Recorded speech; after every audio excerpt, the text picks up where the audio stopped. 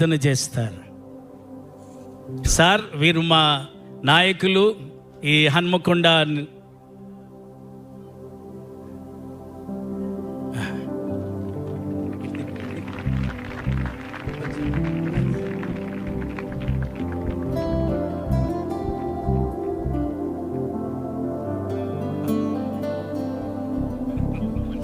అందరం చప్పట్లు కొట్టి దేవుని మహిమపరుస్తాం.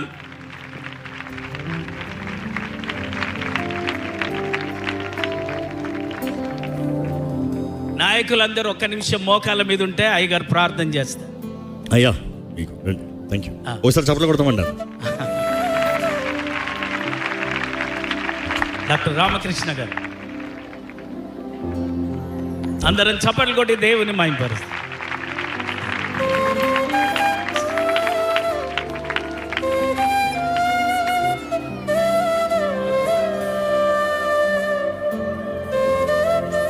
డాక్టర్ శ్రావణ్ గారు, డాక్టర్ రామకృష్ణ గారు, పాస్టర్ గారు, మా ఎమ్మెల్యే గారు, ఏదైనా మన చిన్న గొడవ అయినా కూడా చర్చ్లో ఈ టీం అంతా వెళ్ళి వారిని బలపరిచి వారిని సమాధానపరిచి వారు ఎంతగానో ప్రయాసపడుతున్నారు.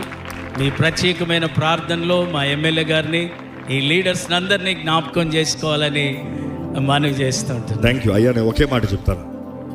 మేము చేయగలిగింది బలమైంది ఏంటంటే ప్రార్థన. మేము ఏదైనా ప్రార్థన చేస్తాం. మేము ధర్నాలు చేయము, గొడవలు చేయము, పోరాడము, కానీ ప్రార్థనా శక్తి మాకు తెలుసు.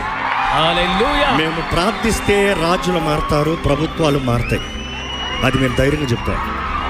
ఎందుకంటే ప్రార్థనలో ఉన్న బలం ఏంటో నాకు తెలుసు.